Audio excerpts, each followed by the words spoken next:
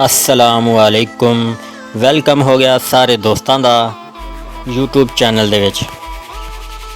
ਆ ਜਿਹੜਾ ਮੈਂ ਘਾਹ ਵੱਢਣ ਦਿਆਂ ਨਾ, ਇਹ ਮੈਂ ਚਰੀ ਬੀਜੀ ਸੀ। ਚਰੀ ਤੋਂ ਬਾਅਦ ਇਹ ਘਾਹ ਹੋ ਗਿਆ ਪੂਰੇ ਵਿਗੇ ਦੇ ਵਿੱਚ, ਤੇ 2 ਮਹੀਨੇ ਹੋ ਗਏ ਮੈਨੂੰ ਵੱਢਦੇ ਨੂੰ। ਤੇ 2 ਮਹੀਨੇ ਮੈਂ ਇਹ ਘਾਹ ਵੱਢਿਆ ਤੇ ਬੜੀ ਮੁਸ਼ਕਲ ਆ ਇਹ ਵੱਢਣਾ, ਬੜਾ ਮੁਸ਼ਕਲ ਵੱਢਣਾ। ਇਹਨੂੰ ਕਹਿੰਦੇ ਮਧਾਣਾ ਘਾਹ, ਮਧਾਣੇ ਤਰ੍ਹਾਂ ਇਹਦੇ ਆ ਡੰਡੇ ਜਿਹੇ ਬਣੇ ਹੁੰਦੇ 4। ਤੇ ਇਹ ਜਦੋਂ ਵੱਢੀਦਾ ਨਾ ਤੇ ਜਦੋਂ ਰੁੱਗ ਬਣ ਜਾਂਦਾ ਤਾਂ ਰੁੱਗ ਖਿੱਚੀਦਾ। ਇਹ ਰੁੱਗ ਜਿਹੜਾ ਫਸ ਜਾਂਦਾ, ਮਧਾਣੀਆਂ ਜਿਹੜੀਆਂ ਹੁੰਦੀਆਂ ਨਾ, ਮਧਾਣੇ ਜੇ ਮੈਂ ਦਿਖਾਉਣਾ ਆ ਤੁਹਾਨੂੰ। ਤੇ ਆਹ ਦੇਖੋ ਤੁਸੀਂ, ਆਹ ਜਿਹੜੇ ਆ ਨਾ, ਆਹ ਜਿਹੜੇ ਮਧਾਣੇ ਜੇ 4 ਫੁੱਲ ਡੰਡੇ ਜੇ, ਇਹ ਆਪਸ ਵਿੱਚ ਫਸ ਜਾਂਦੇ ਆ। ਜਦੋਂ ਰੁੱਗ ਵੱਢ ਕੇ ਖਿੱਚੀਦਾ ਨਾ ਤੇ ਬੜੀ ਮੁਸ਼ਕਲ ਆ। 2 ਮਹੀਨੇ ਮੈਂ ਵੱਢਿਆ, ਬਸ ਕੱਲ੍ਹ ਦੀ ਦਿਹਾੜੀ ਦਾ ਰਹਿ ਗਿਆ ਆ। ਅੱਲਾ ਦਾ ਸ਼ੁਕਰ ਆ, ਬੜੀ ਮੁਸ਼ਕਲ ਨਾਲ ਵੱਢਿਆ ਮੈਂ। ਬਸ ਅੱਜ ਵੱਢ ਲਿਆ।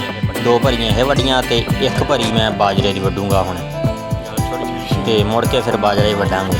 ਕੱਲ੍ਹ ਦੀ ਦਿਹਾੜੀ ਆ ਔਖੀ ਸੌਖੀ। ਬਾਜਰਾ ਮੈਂ ਵੱਢਦਾ ਸੀ ਥੋੜ੍ਹਾ ਥੋੜ੍ਹਾ, ਅੱਜ ਭਰੀ ਵੱਢਾਂਗਾ। 2 ਭਰੀਆਂ ਘਾਹ ਦੀਆਂ, 1 ਭਰੀ ਬਾਜਰੇ ਦੀ। ਤੇ ਬਸ ਕੱਲ੍ਹ ਦਾ ਉਹ ਆਹ ਘਾਹ, ਇਹ 2 ਭਰੀਆਂ ਹੁਣ ਘਾਹ ਦੀਆਂ, 1 ਬਾਜਰੇ ਦੀ। ਤੇ ਕੱਲ੍ਹ ਤੋਂ ਹੁਣ ਇਨਸ਼ਾਅੱਲਾ 1 ਦਿਹਾੜੀ ਦਾ ਰਹਿ ਗਿਆ ਘਾਹ, ਉਸ ਤੋਂ ਬਾਅਦ ਬਾਜਰਾ ਹੀ ਵੱਢਾਂਗੇ। ਕੰਮ ਆਪਣਾ ਸਾਰਾ ਨਿਬੜ ਗਿਆ ਤੇ ਹੁਣ ਅਚਾਰ ਨਾਲ ਕਰਦੇ ਆ ਨਾਸ਼ਤਾ, ਤੇ ਬੜਾ ਹੀ ਮਜ਼ੇਦਾਰ ਆ। ਚਾਹ ਦਾ ਕੱਪ ਹੋਵੇ, ਅਚਾਰ ਹੋਵੇ ਤੇ ਪਰੌਠਾ ਹੋਵੇ, ਇਹਨੂੰ ਕਹਿੰਦੇ ਆ ਦੇਸੀ ਨਾਸ਼ਤਾ। ਬੜਾ ਹੀ ਸਵਾਦ ਆ।